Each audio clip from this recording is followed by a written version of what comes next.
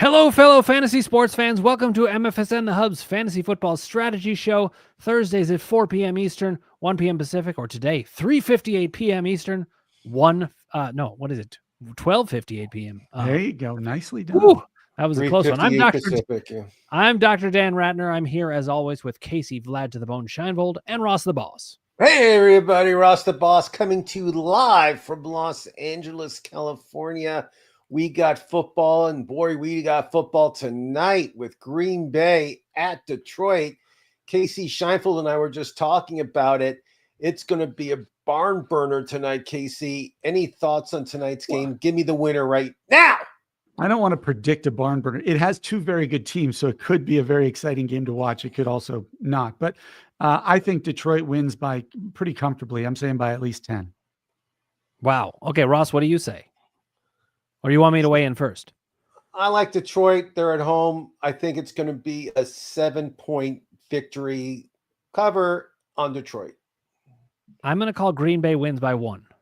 It's going to be close. There's always one guy in the group that spoils it. Well, it's good because whenever you watch those shows where they're all predicting, if everybody predicts the same one, you always bet the opposite. Because I think you guys would have to admit, though, this game could easily go either way. I mean, Green Bay's a of very course, good team. Green Bay's a good team. Yeah, they're Jordan Love is definitely a top 10 fantasy quarterback in my book. I mean, he's money.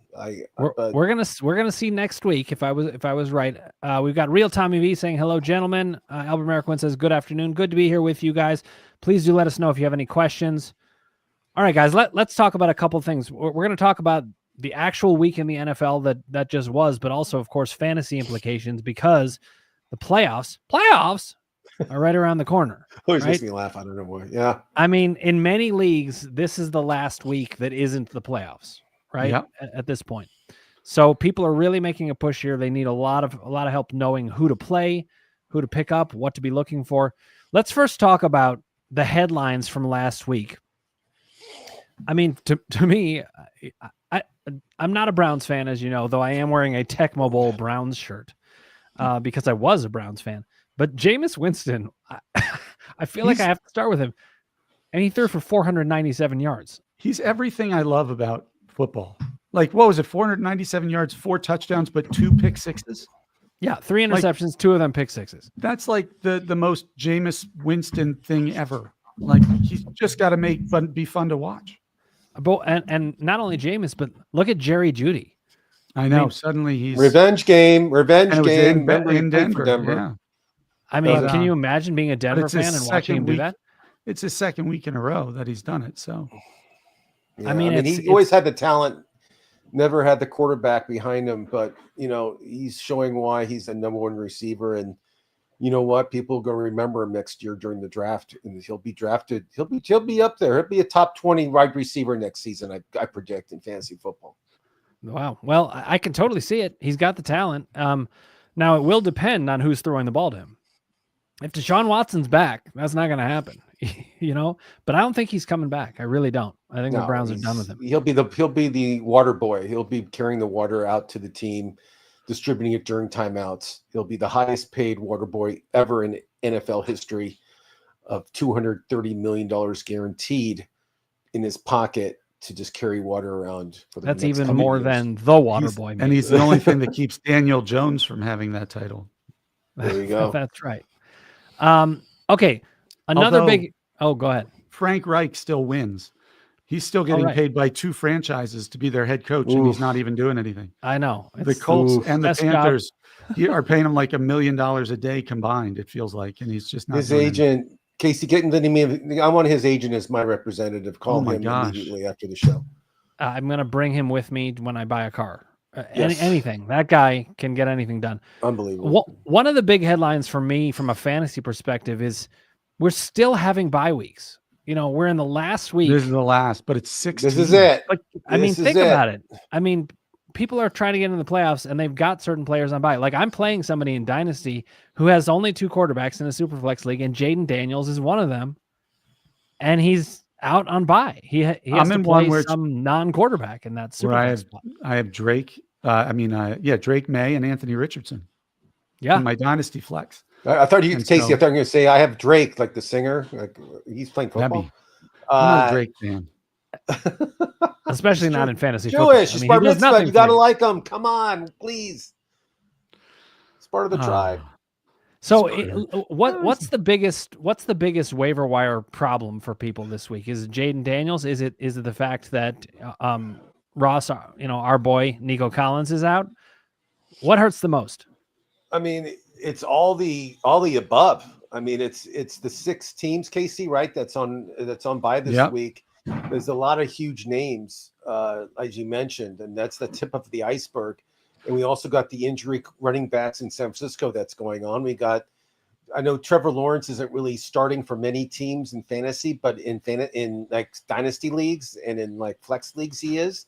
So, I mean, there's injuries, there's a lot of stuff going on. I mean, imagine you're fighting for a playoff spot because, as we said, it might be the last league, and you have Derrick Henry who's on a bye, or you have Jonathan Taylor who's on a bye, or Ramondre Stevenson or Brian Robinson. I mean, it hurts. Going, yeah. In the wide receivers, you got Houston, you got Tank Dell and Nico Collins, you got Terry McLaurin, who's been awesome. There's just a lot of players on. I mean, it's rough. 100%. All right, shifting gears. I want to talk about players who had big weeks and whether they're for real or not. And we're not just talking about, well, listen, going into the playoffs, you may need to rely on some of these guys. Like a guy like Bucky Irving. Is he going to be big in the playoffs or not? I mean, he looks electric.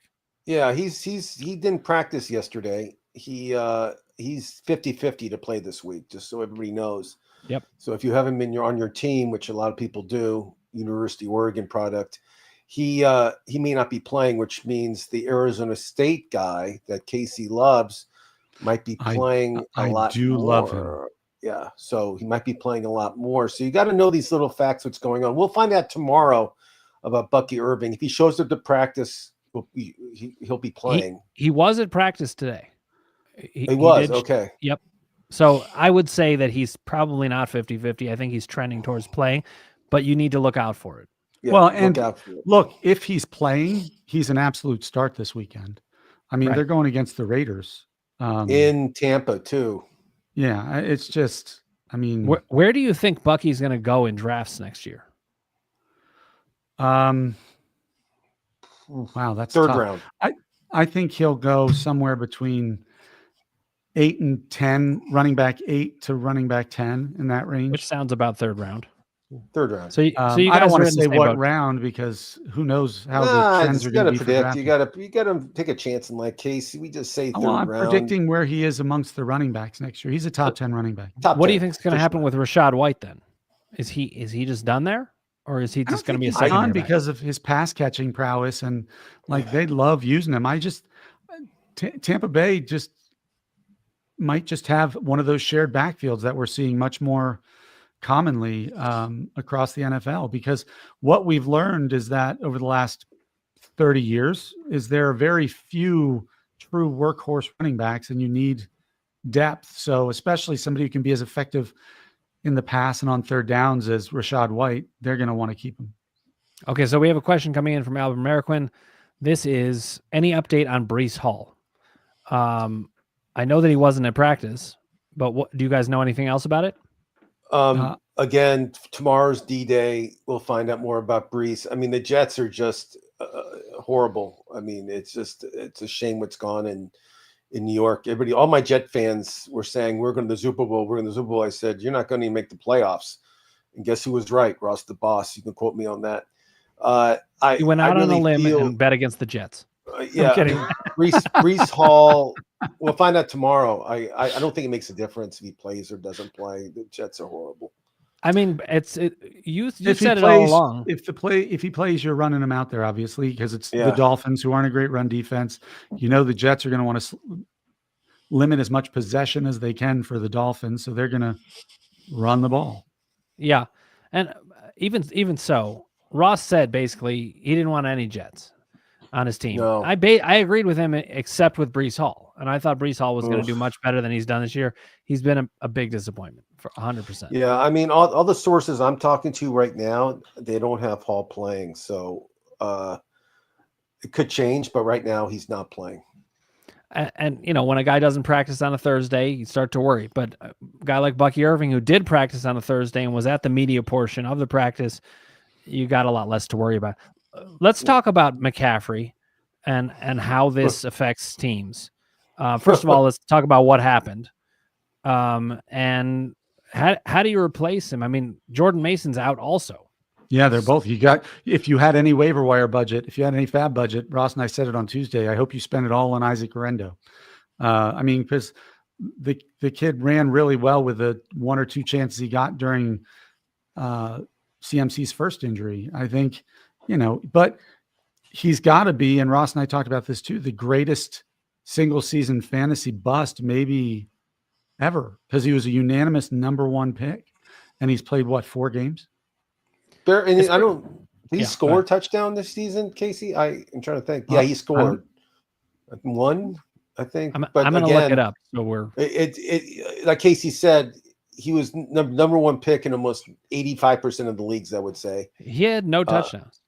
He had no touchdowns. No touchdowns. Maybe I dreamt of that touchdown, but I did not draft him. I told all our listeners not to draft him, and I didn't know he was going to be like missing the first 8 weeks and flying to Germany to get some secret treatment that no one's ever heard about. And listen, anybody who didn't draft him this year saying he was going to be a bust, well, look what happened last year. I mean, people who didn't, he was a monster last year. So you just can't know. And let's be honest, between the 3 of us, how many of us had the number 1 pick in any of our fantasy drafts this year?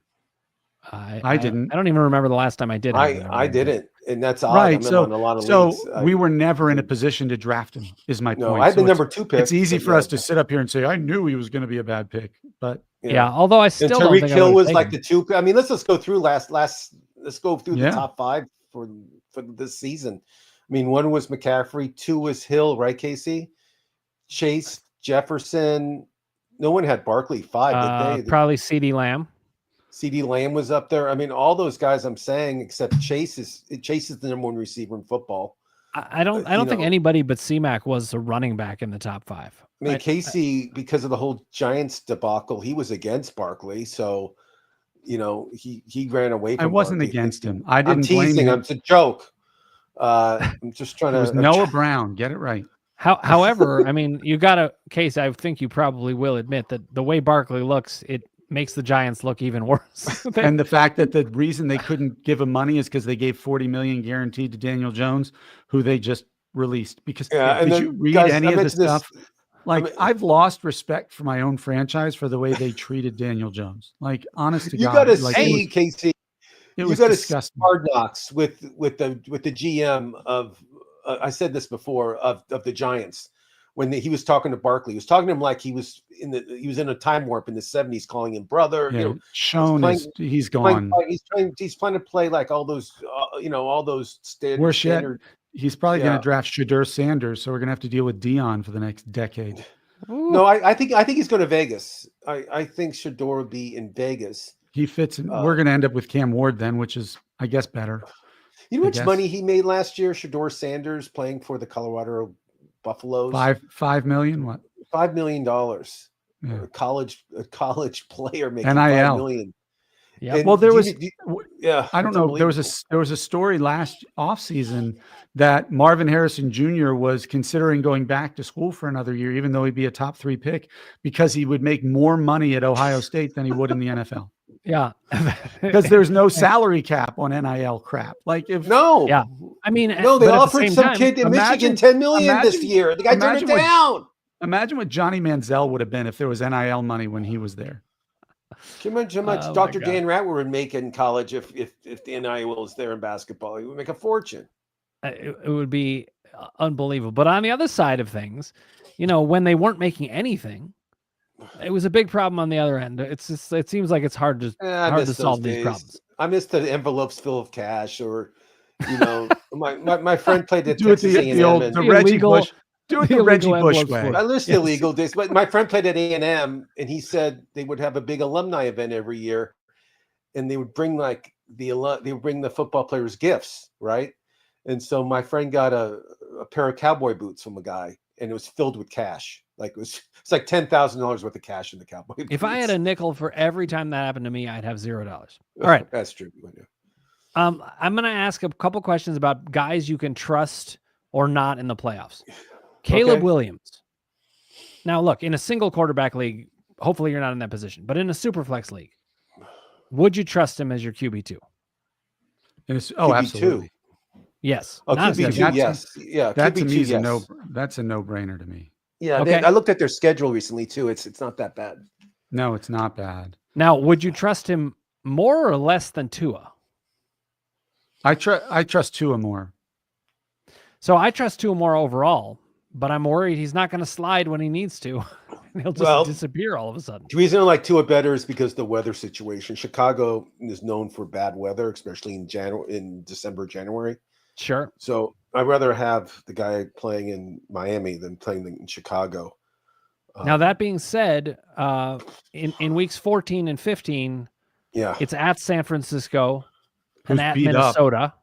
Yeah, Minnesota will be tough. I don't think San Francisco will be as tough. The problem is week 16 when you've got Detroit. Detroit in Chicago. The weather is yes. Yeah, that's why I like too. That's why I like Tua better. If he has home games, it's in Miami. Yeah. But I mean, look, San Francisco has given up, I think, at least 19 points to Josh Allen and Jordan Love in their past two games. They're not the same defense they were last year at the start of this year. Not at all. All right, how about this as a QB2? Do you trust Bryce Young? Do I trust him? No. No, I can't. I can't. I don't know how you can. I mean, I would rather. He's shown some signs of promise. I'd rather have Drew Lock. I'd rather have Drew Lock, Tracy. He's not playing. But I'd rather have I'd honestly rather. Wait, go back. Why isn't it? Drew Lock's not playing? No, they're bringing back Tommy Cutlets. They want to make sure they lose, Ross. I would trust Will Levis or Cooper Rush actually more than Bryce Young right now. Me too. Interesting. I'm not sure that I would. Will Levis probably. Not sure about Cooper. But they have better weapons also. It's not just the quarterback. You look That's at a good point. Around it's a good point. Carolina's is terrible. Yeah, Adam Thielen's a good old grandpa, the uncle who's always there, and he's gonna catch the ball, but he's not a threat to go deep. Xavier Legette is good, and he's a threat, and he will be good, really good one day, but he's still just a rookie. Meanwhile, you have CeeDee Lamb and Brandon Cooks and Jake Ferguson in Dallas, and then Calvin Austin and Westbrook Akine in Chiki Okongwu. Okay, you won me over. I completely agree. Next year in the draft, where's Brock Bowers going to go? Oh, top first 2 rounds, maybe first round. I think he's Travis Kelce right now. He's going to be the number 1 tight end taken. You heard it from me first. And I could see it in the second round. I love Ross saying you heard it from me first. I'm just trying to think who else, what other tight ends I'd rather have? And there's really Ray McBride gives him a run for his money. That might be it. I like Big McBride. I liked him for the Phillies. Big McBride was great. The big afro. He played in Cleveland for a little bit. Yeah, he's great. But Bauer's second year, he's going to be big, and it doesn't matter who the quarterback is because he gets the ball anyway. I'm curious what you guys think about this. This for me is what I would consider a deep sleeper, but people have started to notice him recently because he's actually been doing something. What do you guys think of Noah Gray in Kansas City and his future there? Is he going to take over for Kelce? Does it really look that way to you? I mean, he's a touchdown machine. It seems like once they get in the red zone, it's find Eric Gray. But I don't know. I mean, I've been looking Noah Gray. Noah Gray. I'm sorry. Eric Gray is running back for the Giants, I believe, or was. Yeah. I've been looking at all the now's the time when I start looking at the projected mock drafts and stuff. And I've seen a bunch where they have Kansas City taking one of the tight ends, either the kid out of Michigan or Taylor Warren out of Penn State, who are both kind of beasts of tight ends. But you're not finding somebody better than him in the free agent market. So if Travis Kelce's washed up, it's Noah Gray. I mean, he's not. I think Kelce's. I would guess he's going to play at least one more season, but I don't know. I don't know. If they win a third, I think if they win a third Super Bowl, he's gonna. It's very possible. He's dropping guys. I watched some of the Kansas City games. He's going to travel balls. around following Taylor. Probably. Yeah, I agree. He'll be on stage with her and singing and dancing and doing. He hosts. Did you see he hosts some game show now too? Even I don't know who knew that dating Taylor Swift would make him even more. I'm getting well, sick and dating of Taylor Swift. Not only guys. did it make him famous, like Jason Kelsey is now like Jason Kelsey got his own talk show on ESPN. I know. And they contacted me already about producing. It's all because his brother's dating Taylor Swift. I mean, I don't know if it's all because of that. I think he's a pretty awesome dude. But would anybody have known that? If the level went way up. I watched him interview Bill Murray, and it was pretty good. It was recent. Bill Murray they're funny guys. If you can, when they won the Super Bowl a few years ago, if you can watch the Super Bowl parade and him dressed up entirely as like one of the mummers and just hammered and trying to talk to the crowd, it's epic. Yeah. Did you see his mom showed up to a game this week wearing leather pants? She's 72 years old, but that's how we do it in Cleveland. Leather pants, and the press ripped her apart. But Jason Kelsey, yeah, he's gonna have his own talk show on ESPN. I don't know if it's daily or weekly, but it's his fame has risen pretty quick and like within 6 months. He is fun to listen to, though. I will say that. How about this? Is this a player that you would trust in the playoffs? Keenan Allen. Ross, I've heard different things from you on Keenan Allen over the years. What do you think about him now? I would say yes. Keenan Allen, is it? Are we going to use the Ivory? Keenan Ivory Wayne. I don't trust Keenan Allen. I just think he has other weapons that he'll throw to. But I mean, I think he just trusts Keenan Allen. I don't think he'll win you there's not a more reliable player.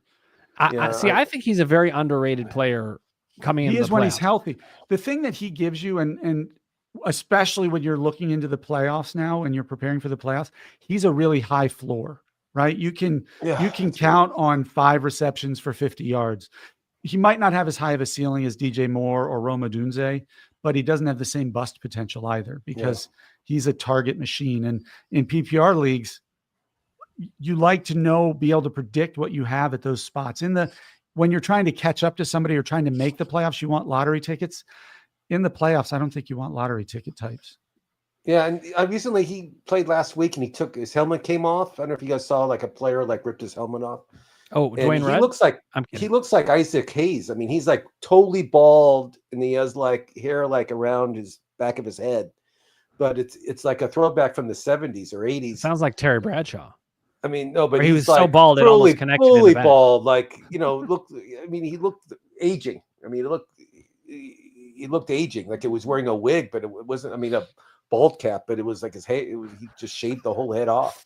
But he looks old. Gotten into crazy territory now. Yeah, I think that's why I don't trust him, just because he looks. All right, old. but I will say there's players like Keenan Allen they're just undervalued, and good for you if you scooped some of them up or you traded for them, because at this point in the season there's attrition. You're going to have to plug in some of those guys. Yep. And guys like Keenan Allen, I think they're certainly worth a play. I mean, Keenan Allen in the last 2 weeks had 40 fantasy points overall in the Yahoo, points. That's a lot. Huge. If you get 12, that's a good game from a wide receiver like him. He's been much better. Let's talk though. I want to talk about some of the surprises of the year because we're coming up towards the end of that. Let's first talk about quarterbacks. Who's your biggest surprise of the year? And there's a lot to go around, I think. I'll go first, Casey, because I know who you're thinking. Okay. I want to take away. You want to take Casey's thunder. I'm going to say Bo Nix of the Denver Broncos, just because he was the 6th quarterback taken in the draft last season. I think 6th or 5th, up there. That's a great point. I mean, he was not predicted to have a great season. Denver's like over under in winning games was 5. They're already way over that. And Bo Nix is a big part of it. I mean, this guy runs, he throws. I mean, he's a top 10 quarterback next season. I mean, this guy's a stud. And I know Casey. I knew Casey's going to say second, so I'm not going to say his name. Oh yeah, you think? Yeah, I think so. But I think it's going to be a tight race for Rookie of the Year, and he's one of the names I'm saying. But Casey, who do you think who do you think's the biggest surprise? I'm curious. I can't wait to hear this. Quarterbacks, I have two. I have Baker Mayfield, and I No, have. you just get one. You don't get two. You get one pick. Then I'm going to say Baker. Then I'm going to say Sam Darnold. I mean, this guy. Those are both huge surprises. Has been a bust for what, 6 years now? Like everywhere he's gone, he's been labeled as a disappointment, and all of a sudden he's a top 10 quarterback, leading a team to a 9-2 record or 10-2, whatever they are now, and looking at the playoffs. Like everybody, when JJ McCarthy got hurt in the preseason, everybody was like, "Oh my God, there goes Justin Jefferson." He got dropped from like a top 3 pick to almost the end of the first round in some drafts because of the quarterback. And here he is, a top 10 quarterback. So in the quarterbacks, it's gotta be, to me, Sam Darnold. I think those are two great picks, and Baker is a great third pick for those. Baker's not. I'm not surprised about Baker. You really think it's like a big surprise? Here's what I'm more surprised about than Baker. I'm not surprised. He's like the number 3 quarterback this year so far. And number 4. He's been great. But when people leave Cleveland, they become winners. Yeah, amen on that. In Cleveland football. But not only that, but I always liked Baker. I not just as a person, but I also just felt like he played really well when he wasn't hurt. So I'm not that surprised by it. It is a little surprising though to see Baker Mayfield outplaying, or at least slightly outplaying, C.J. Stroud. C.J. Stroud to me is actually one of the surprises in the other direction. He just hasn't been that good. I mean, he's been good. In fact, 23 touchdowns to 5 interceptions.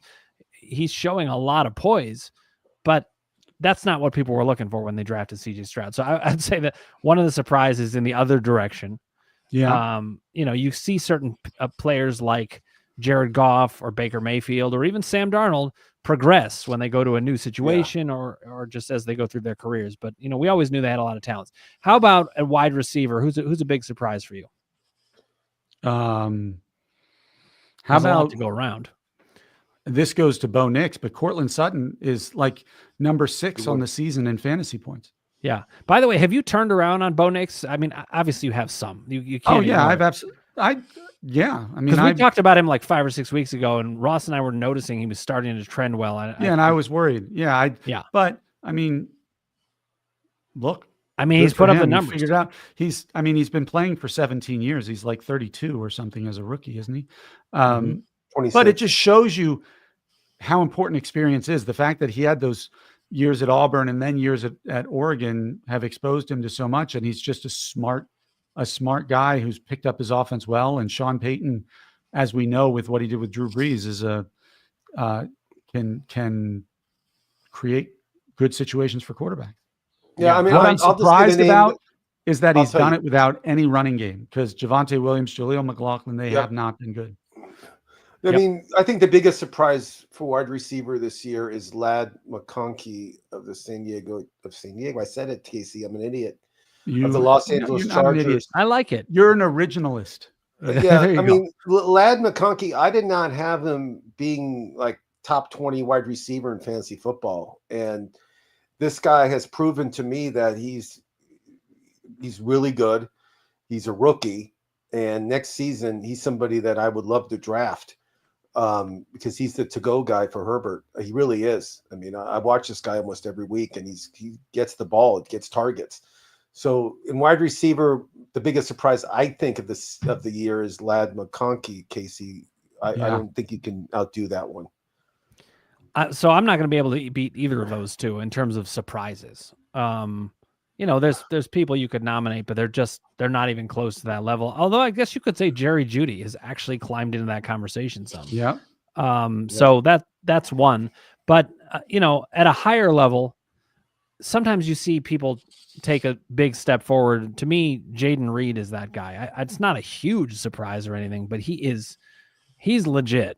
And, he's going to be drafted very highly next year. And I don't think he was on that many radars at this level. It's not at the level that we're talking about with Cortland Sutton.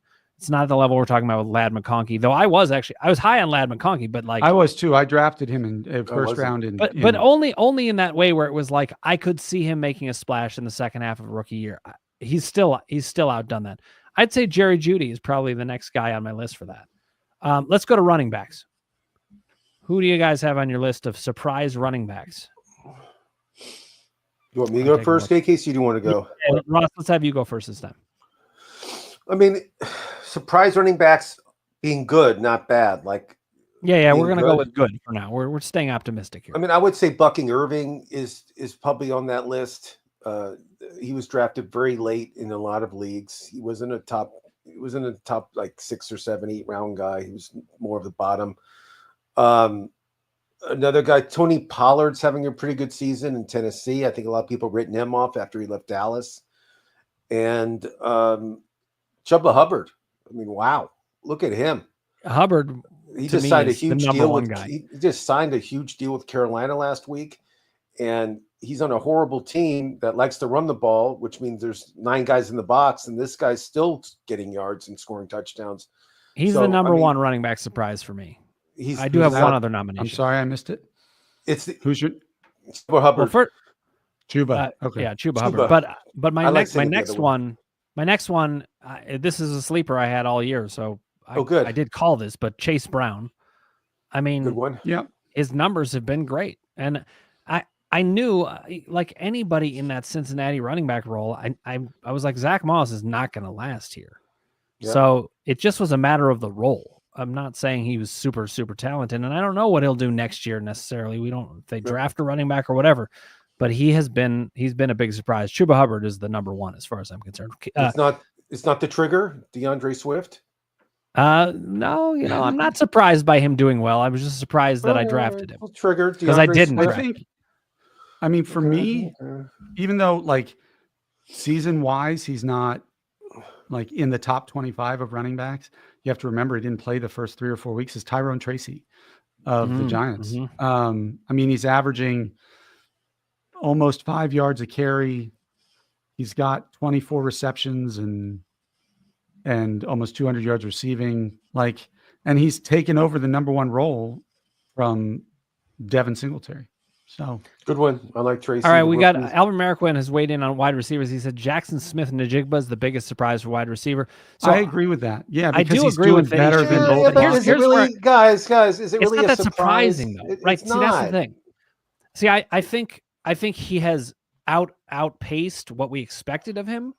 Well, in that top echelon, but I think the fact he was that a huge high pick.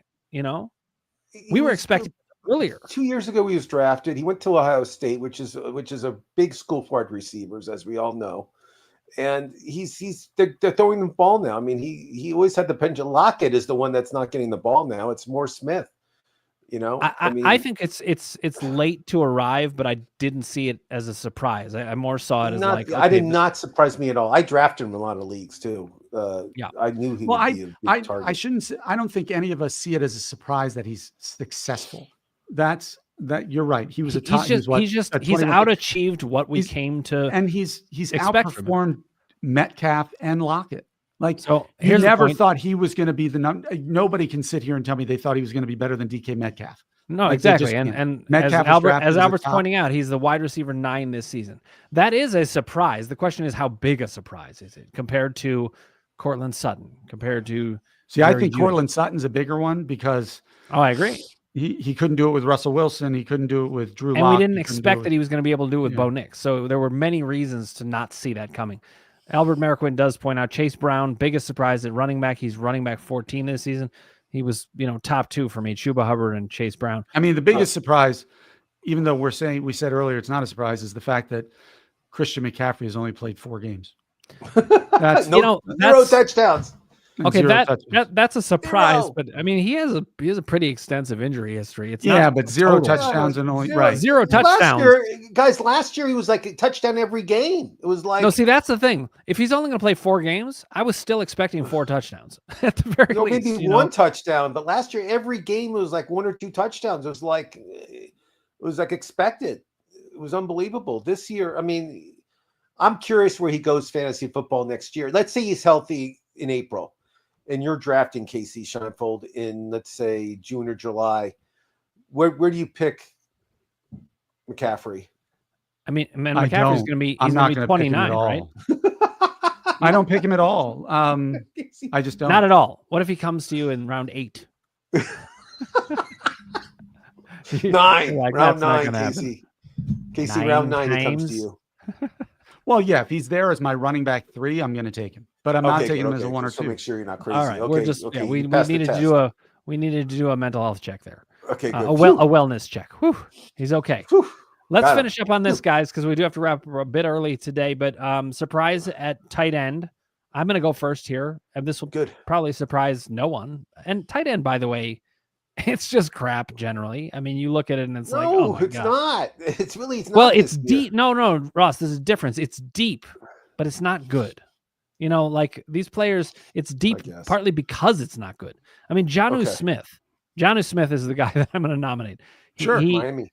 He's had a really good year, but you know, in terms of his overall performance, he's just not that valuable compared. I mean, it's just not a premium position at this point, and you can see why not. I mean, that being said, Jonnu Smith performed slightly better than Mark Andrews and Travis Kelce.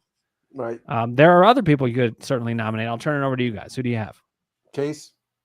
Zach Ertz. I mean, not that he's been blowing it away, but like he's made himself a top 10 tight end, and he's on his 3rd team and in the latter stages of his career. He's created a good relationship with Jaden Daniels, and it works in his benefit. I don't think it's a blow him away sort of surprise, but sure. And Ross, how about you?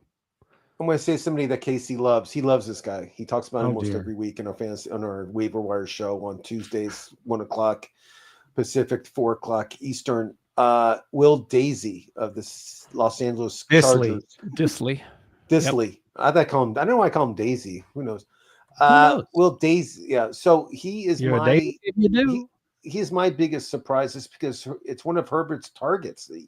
He throws to him every game. And this guy, when he was playing for the Seahawks, he was like a blocking tight end. He never got the ball, but now in LA, he's getting the ball like 5 or 6 times a game. I mean, and we've actually seen that from shocking. Disley. When the starting tight end is out and Disley gets to start, he actually can do it. So, all right, we got to wrap up for today, guys. Next week we've got waiver wire show with Casey and Ross, right, on Tuesday. Just making sure you are going to be there. Okay, I'll be there. It's playoffs. The first week of playoffs too. Playoffs. So listen, and it's really important when you're coming into the playoffs to remember a lot of teams have checked out. There are players on the wire that you're not going to expect. You got to watch who people cut. So pay attention. The playoffs, there's a lot less teams. In fact, there's always leagues, that one idiot that will like cut all his good players, and for some reason the like commissioner of the league won't like do anything about it. So just be aware of that. I mean, and if you have that kind of commissioner, you may need to reevaluate whether you want to be in that league. But you know, there's stupid people. Leagues should lock teams when playoffs. They should, but sometimes they don't. Yep. No, you're right. They don't. It's the world is a crazy place. So next week we got the waiver wire, 4 p.m. Eastern, 1 p.m. Pacific. That's with Casey and Ross. On Thursday we'll have this strategy show, same time next week. Hopefully all 3 of us will be here, and we look forward to talking with you. Good luck out there. We hope you clinch your playoff spots or already have, but we're pulling for you. All right, Case, Ross, thanks for joining me here.